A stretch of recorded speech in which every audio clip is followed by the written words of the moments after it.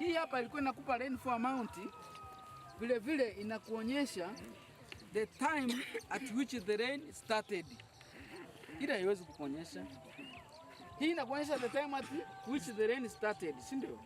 And also the intensity of the rain, if it was heavy rain or slight rain. Sawa?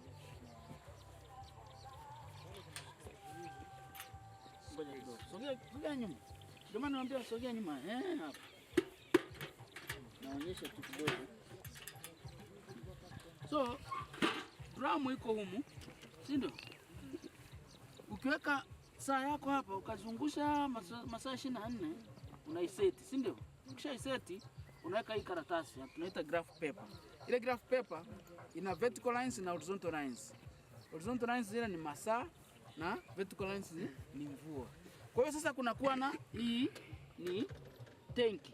Ili tenki inakuwa na kalamu inakuwa attached na hii paper. Alafu tunaiwekea wino ile kalamu. Sasa ndio imeharibika hiyo, unaona? Ndio tumeitoa. Kwa hiyo sasa principle inayofanya kazi hapa ni physics tu. I'm sorry to say that. And let me explain. So ili hii tanki hii hapa inapata maji kutoka kwenye hii funnel. Yaani hii yote hii ni kama funnel hii hapa. Inaleta hapa maji yanaingia humu. Sasa yakiingia humu kule chini kwenye kalamu kuna boya. Sasa lile boya lazima lielee, si ndio? Kwa hiyo ukumbuka kwamba limeattach nini? Kalamu. Kwa hiyo kalamu iko hapa, si ndio? Kwa hiyo inapanda hivi. Sasa ile kalamu inapopanda, ina maana inachora hii grafu. Kwa hiyo inapochora ikijaa hivi, ili linamwaga automatically tap. Alafu inarudi kwa sababu ya hii weight. Kuna hesabu zinaitwa lever, mwalimu. Kuna mwalimu wa physics hapa nisaidie kidogo. Hesabu zinamaanisha mzigo si unakuwa katikati, si nini, mzigo unaweza kuwa pembeni, egemeo, ya? Kwa hiyo kuna pivot hapa kuna pivot hapa. Hii hapa kuna pivot, kuna weight. Then kuna balance. Ili likijaa tu weight inakuwa ni kubwa, inamwaga. Then ikishamwaga tu weight hii hapa, ili jiwe linakuwa weight, linakuwa zito. Then inarudi automatically. Kwa hiyo hata kama mvua inanyesha masaa mangapi itakuwa inachora, kalamu inaenda juu, inashuka chini. Inaenda juu, inashuka chini. Kwa hiyo inakuwa inamwaga na kuanza tena upya hivyo. Kwa hiyo mtu ukija unaweza kuhesabu yale masaa mvua ilionyesha na kiasi ambacho mvua imenyesha. Kwa hiyo hii ina advantage mbili. One, it shows the time at which the rain started. Second, it shows the intensity. Intensity kwa maana kwamba ukikuta kama ule mstari unakuwa vertical, na maana mvua ilikuwa inanyesha kubwa sana, tanki linajaa haraka. Ukikuta kwamba ile mstari iko slant, ina maana kwamba mvua inanyesha taratibu sana. Kwa hiyo kama ilikuwa inapanda kidogo, huku masaa yanaenda. Lakini kama inanyesha haraka sana, kalamu inaenda sharp, alafu inamwaga. Sharp alafu inamwaga. Swali? Any question? Naomba niulize swali. Yeah, uliza.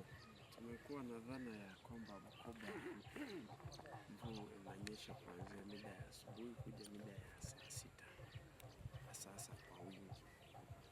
Hiyo dhana ina ukweli kiasi gani katika kutumia teknolojia iliyopo sasa? Sasa mimi nikubaliana na wewe 100%. Kuna ukweli. Ni ukweli.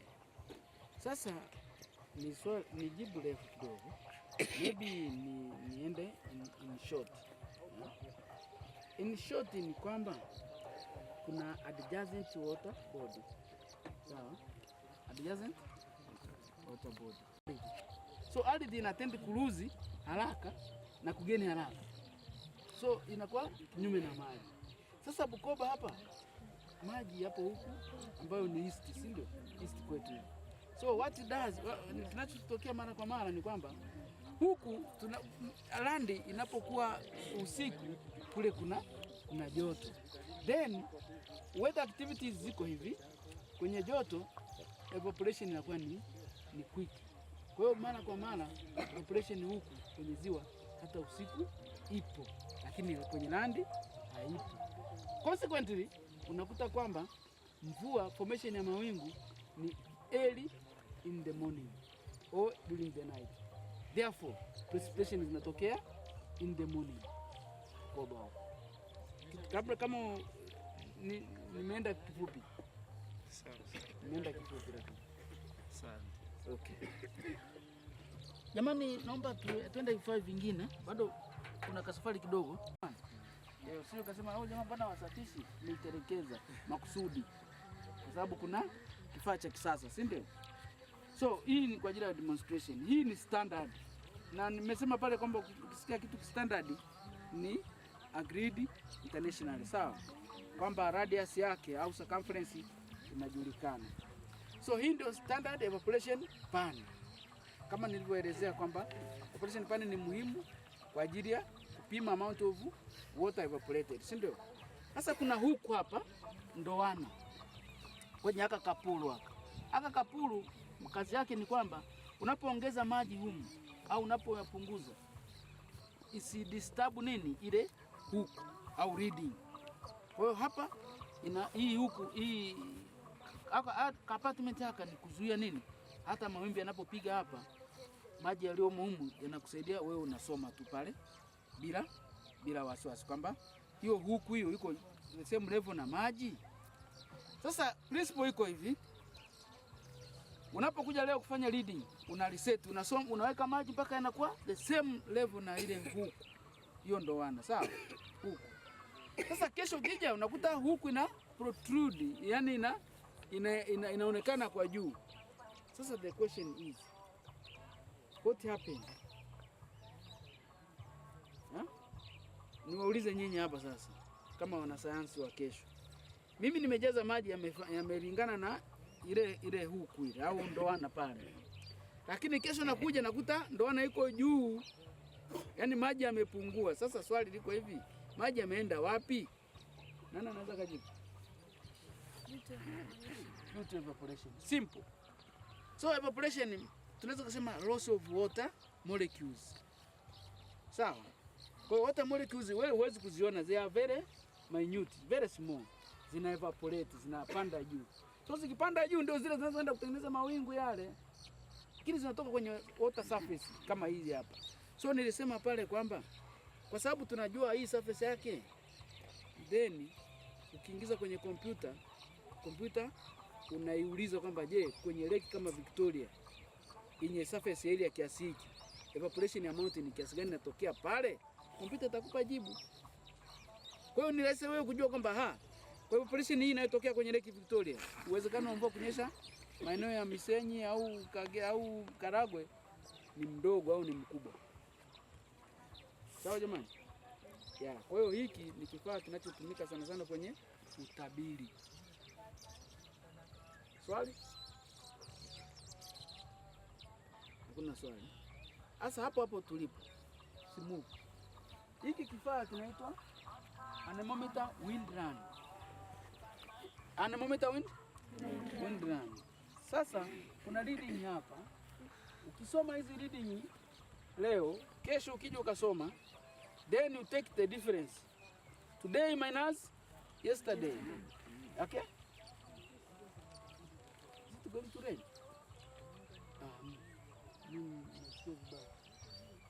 Kwa hiyo today minus yesterday utapata difference. Ile difference ni reading, kwa mfano unaweza kupata 110 au 100. Then hiyo ni wind run for 24 hours.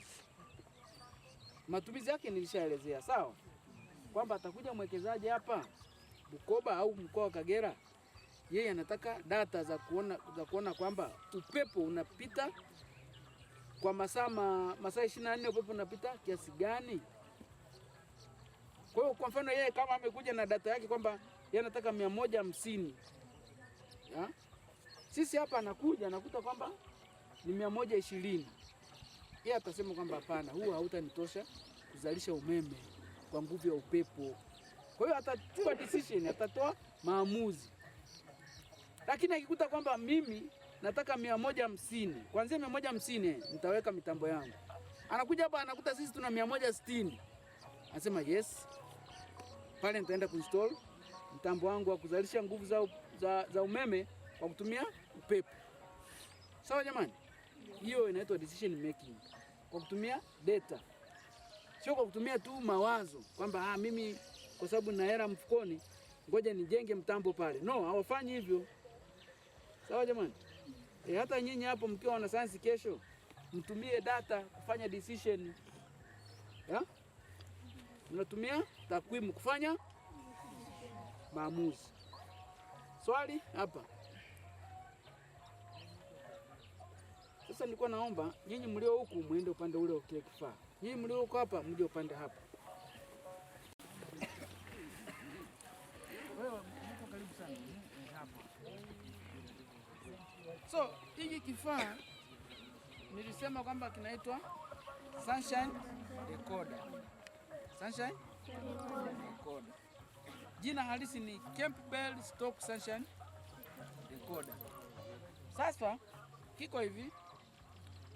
I'm sorry kwamba nitatumia terms ambazo ni za kwenye physics. Kuna convex, unaita convex mirror na concave mirror. Nitasoma kwenye topic inaitwa light, sawa? So hii glass sphere imecompose two hizo convex na concave. Yaani moja ni convex, nyingine ni concave. So glass sphere hii hapa ina kwa kutumia concave inanyonya mionzi sun rays, lakini ile convex ina concentrate ile mionzi. So kuna kitu kinaitwa principal axis. Ukichukua mstari mmoja ukakata hapa katikati ya hii sphere, glass sphere, alafu mwingine ukakata tena hapa katikati kwenye glass sphere. Sasa ile mstari hiyo mirefu hiyo tunaita axis, principal axis. So kwenye katikati ya principal axis pale hapo unakuta kuna mstari mmoja unaitwa focal length. Sasa focal length ile kuna kitu unaproduce kitu kinaitwa focal point. Kwa kutumia ile mstari inayopita katikati kabisa. Ukichora kwenye right kwenye mtasoma kwenye physics, sawa? So hiyo focal length hiyo na focal point ndio hizi glasses zina concentrate mionzi ya jua kwenda kwenye pointi moja. As a result, sasa leo hatuna bahati. Kama jua lingekuwa linawaka, ina maana kwamba ukiweka karatasi pale inaungua. Kwa sababu ile ni mionzi. Ni jua kabisa linabani pale. Na ile focal point ina produce burning. So burning sasa karatasi ya kawaida kama hiyo kwako wewe inaungua ovyo ovyo. Inaweza kaungua yote ikaisha. Lakini hizi hapa kuna special sasa hizi. Hizi special ina maana kwamba ikiungua inatengeneza ka trace. Yaani haitaungua yote mpaka huko, hapana. Inaungua tu labda katikati hapo unapoona mweka kama crosses hizi. Kwa hiyo sisi tukija tunasoma kwamba haya ni masaa. Maybe jua linaanza kuwaka saa 5 mpaka saa 7. Tunasema labda masaa mangapi? 2 au 3. So tunahesabu masaa ambayo jua limewaka. Sawa jamani? Tunahesabu masaa ambayo jua limewaka. Na masaa ambayo jua limewaka vile vile yana determine evaporation. Kwa hiyo hapa kuna kadi kama 3. Hapa leo naona nina 2. Hii kadi inaitwa winter card. Hii kadi inaitwa equinoctial card. Nitaelezea, kuna kadi moja haipo hapa inaitwa summer card. So jua Earth inapozunguka jua tunaita revolution, ina produce seasons. Lakini dunia inapozunguka kwenye ile axis yake tunaita rotation. Sawa? Ile ina produce day and night. Nitasoma hayo mambo, sawa? Sasa hapa tunaongelea seasons. Ndio ina produce nini? Kadi 3. Kwa sababu dunia inapozunguka jua ina produce nini? Seasons. Majira. So na sisi tunakuwa na kadi 3 ili tuwe na majira tofauti. Sisi hapa tupo kwenye latitude 1 south of the equator. Kwa hiyo sasa sisi tupo kwenye southern hemisphere. Tunaita ile dunia yote ukigawa katika sehemu mbili, moja inakuwa south, nyingine north. So tunaita hemisphere. sawa. Sisi tupo kwenye Southern Hemisphere.